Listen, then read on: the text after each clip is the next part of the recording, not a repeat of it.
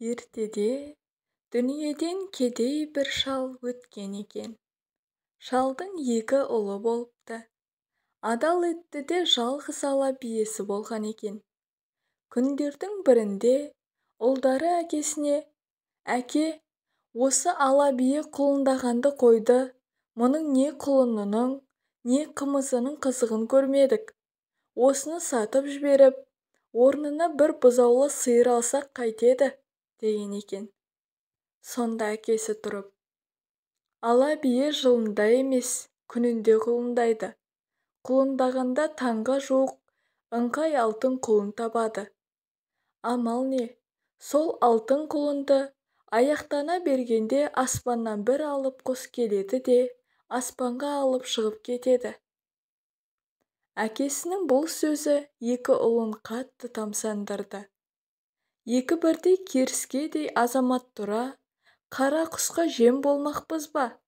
Әке-ау, мұны неге ертеректе айтпағансың? Күзетеміз де құлынымызды алып қаламыз», деді. Сонымен бірінші күнгі күзетке шалдың үлкен ұлы шықты.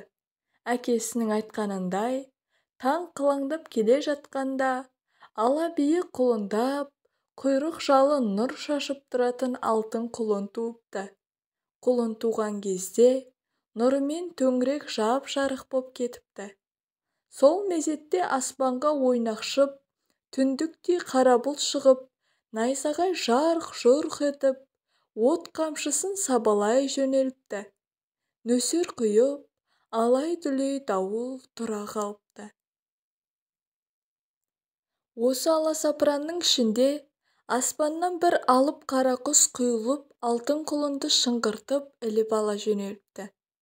Күзетте тұрған жігіт қару қылғанның орнына есінен адасып, талып қалыпты. Есін жиған кезінде әкесі мен інісіне: «Бұл біздің маңдайымызға жазылған сор екен, оны жеңу қолымыздан келмейді», депті. Сонда шалдың кіші ұлы тұрып: «Шешеміз бізді ұл деп тапқан, құсқа өз ырысымызды жемете алмаймыз», деп кеудесін қағады. Осы бетінде кешке дейін арпалысып, алмас семсер соғады. Әкесі мен ағасының: «Қой деген соң қой енді, өзің мерт боласың, бұл бізге жабысқан пәле», дегеніне қарамай, соққан семсерін алып кешке күзетке шықты. Құлын аяқтана бергенде, күндегі әдетінше аспаннан алып қара құс алтын құлынға қарай құйындата құйылды. Құлынды шеңбектей берген қара құсты қаһарын бойына жиып, күзетте кектене тұрған паң жігіт қолындағы семсерімен қара санынан ала тартып қалды. Санынан жараланған алып қара құс алтын құлынды тастап аспанға тік шығып кетіпті. Бірнеше күн өткеннен соң кіші ұлы әкесіне: «Көп жылдар бойы құс алып кетіп жүрген алтын жылқымызды қайтарып келемін», деп тілек қояды. Шалдың үлкен ұлы алдыңғы реткі жеңілісіне жерге өнердей ұялып, намыстанып жүреді екен. Інісіне қосылып ол да әкесіне: «Мен де барсам», деп тілек білдіреді. Шал екі ұлының тілегін қабыл алып, батасын беріп, аттандырып салыпты. Аттандырарда: «Балаларым, жүре берсеңдер, осы қара жол бір жерге барғанда екіге айырылады. Қара құстың мекені біріңе болмаса, біріңе кезгер. Екеуің жолдың екеуімен жүріңдер», депті. Расында ай жарымдай сапар шеккеннен кейін үлкен даңғыл жол әкесінің айтқанындай екіге бөлініпті. Жолдың меке жаққа кеткені тақтақ екенде, батысқа кеткені көп із түспеген сонылау екен. Шалдың үлкен ұлы тақтақ жолды таңдап алыпты, ал кіші ұлы саңылау жолмен жүре беріпті.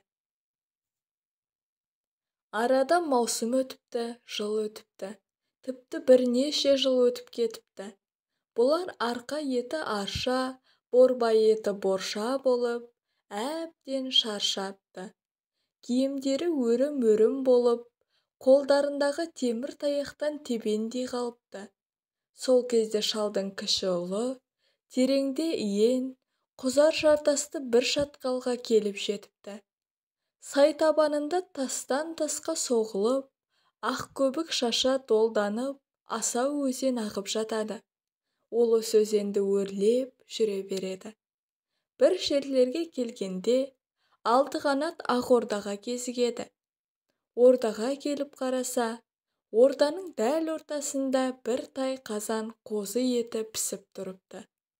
Оң жақ босағасындағы дәу сабада сары қымыз іркілдеп тұр екен.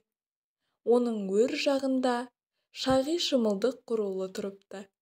Ашығып келген жігіт шымылдықпен жұмысы болмай, тайқазандағы етті сыпырып сиырып жеп, қымызды бір-ақ көтеріпті.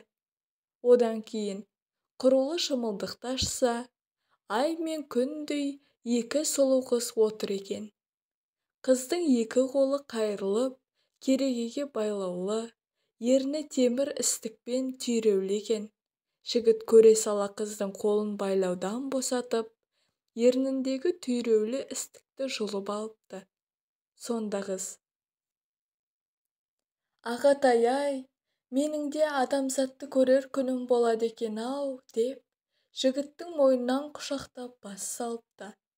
Өксігі басылғаннан кейін жігіт қыздан жөн сұрапты. «Бұл орда адамзаттікі емес, диюдікі», депті қыз. «Мен бір жесір кемпірдің жалғыз қызы едім. Осы диюдің шешемді зар еңіретіп тастап, мені алып қашып келгеніне жыл жарымдай болды. Өзі түнде аңға шығады, кетерінде үйдегі етті жеп, қымызды ішіп қоясың деп менің аузымды түйреп қояды. Мал бар ма диюда? Ыңқай алтын жылқысы бар. Осы өзеннің құйғаны үлкен көл болады. Алтын жылқылары сол көлдің астын жайлайды. Ай сайын қораға келіп, ашылатып қайтарады». Бұл жайтты естігеннен кейін жігіт іздеп жүрген алып қара құстың мекені осы екенін аңғарыпты. Онымен шайқасудың қамын жасап, қыздан сұрапты. «Жылқыны көлдің астынан қалай шығарады?» дейді. «Мына теңнің ішінде», депті қыз. «Төрдегі алтын жүкаяқтың үстінде, алтын кілеммен оралып, алтын арқанмен буылып, жиылы тұрған теңді нұсқап. Алтын жүген бар, сол жүгенді алып, көлдің басына барыңыз.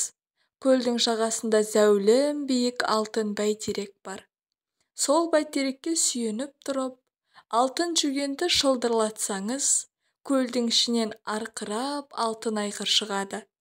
Алтын айғырға жайдақ міне салып, ауылға қарай тартсаңыз, артыңыздан шұбырып шұрқырап ілесіп, қалың алтын жылқы ауылға келеді». «Дию аңнан қашан келеді?» «Қас қарая келеді». «Онда», депті жігіт, азуына азуын басып, тостағандай екі көзі от шашып, қос жұдырығын түйіп, жолын тосып жатып, онымен алысамын, оның басын аламын». Бұл сөзді естігенде қыз бір жағынан қуанса да, екінші жағынан бір сойқанның басталатынын байқап, өлім мен өмірдің арасында қалғандай қорқып кетті. «Ағатай-ай», депті, мөлдір көзінен жас моншағы домалап. «Оған пенде баласының күші жетпеуші еді. Ол келерде осы шатқалдың ішін нөсерлетіп, дауылдатып кетеді. Аспанды қара бұлт қаптап, найзағай шатырлап, күн күркірейді. Мұның бәрі соның екпіні. Осы екпіннің өзі-ақ пенде баласының тоз-тозын шығарады. Одан да жасырынып қашып кетейік».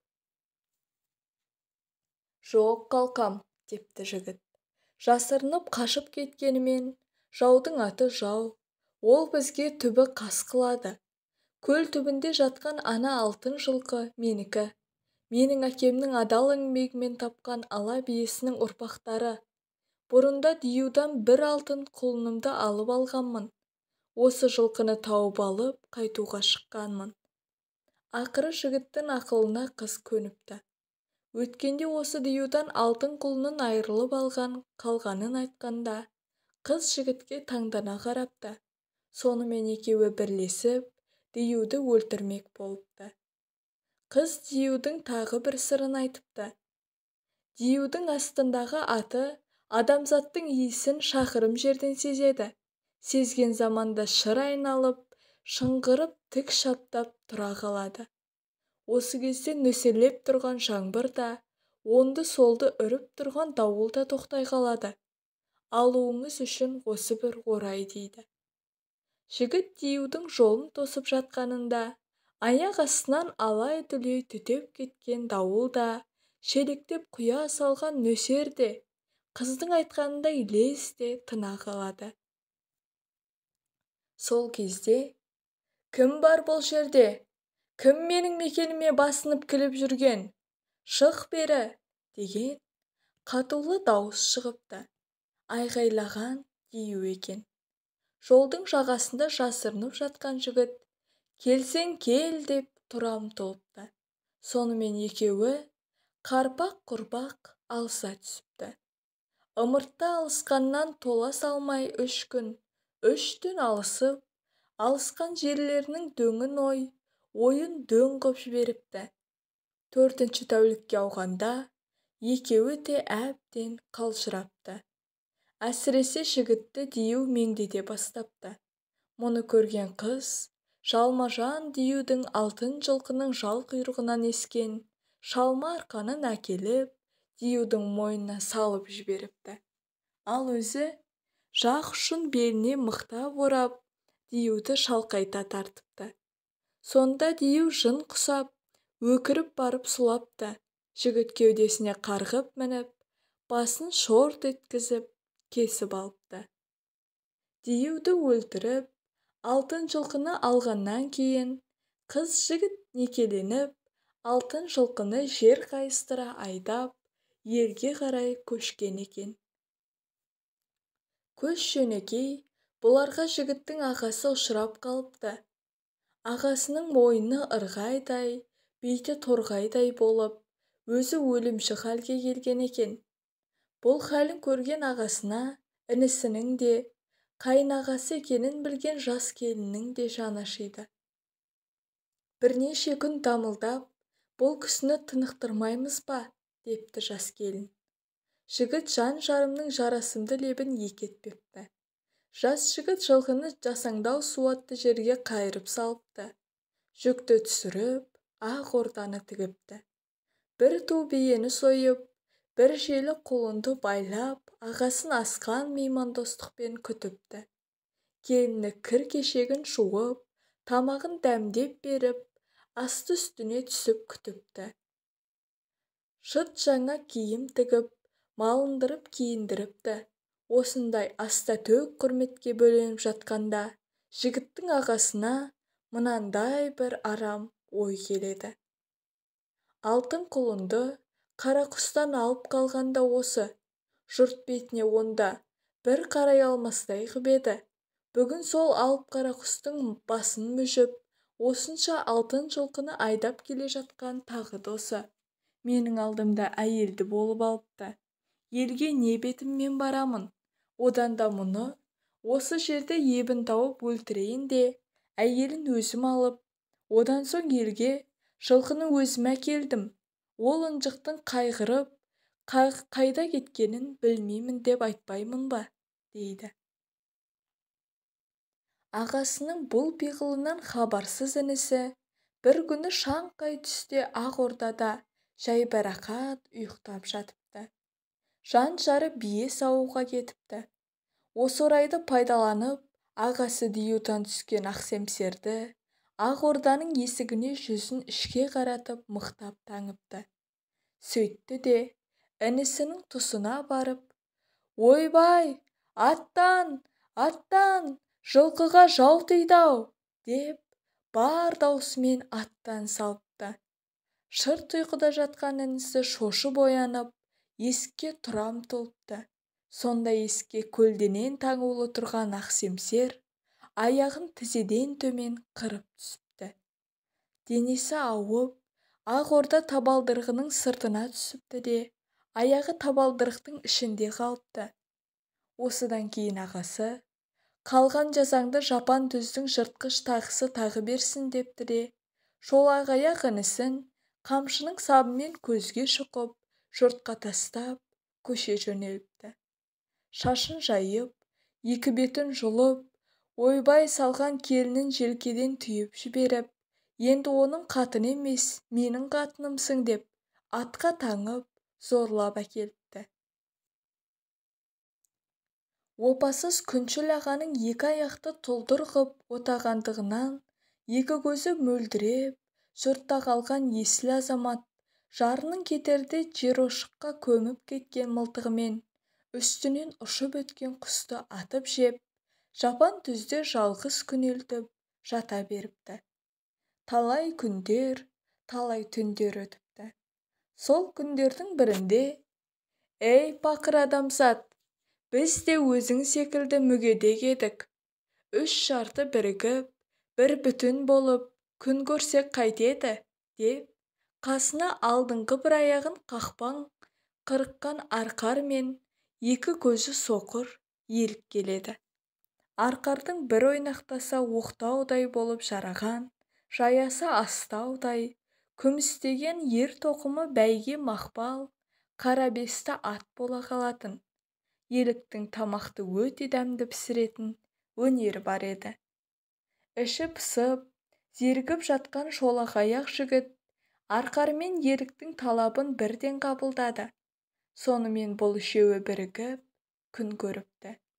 Жігіт арқардың өнерімен пайда болатын, бәйге қара атқа мініп аң аулайтын, елікке қайдағы асыл, нәрлі шөпті теріп әкеп беретін, ал елік тамақты дәмдеп пісіріп, шөптен жасап алған қопындарын күзетіп үйде отыратын болыпты.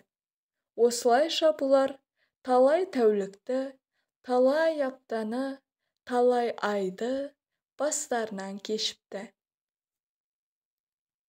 Кейін келе, елік тапатай тал түсте ақ әзірлеп отырған асынан айырылып қалатын болыпты. Бұған өзара таң қалысыпты. Бұл жайттың қалай туылатынын байқау үшін, бір күні жігіт қопындарынан шалғайлау жерде баспағып жатыпты.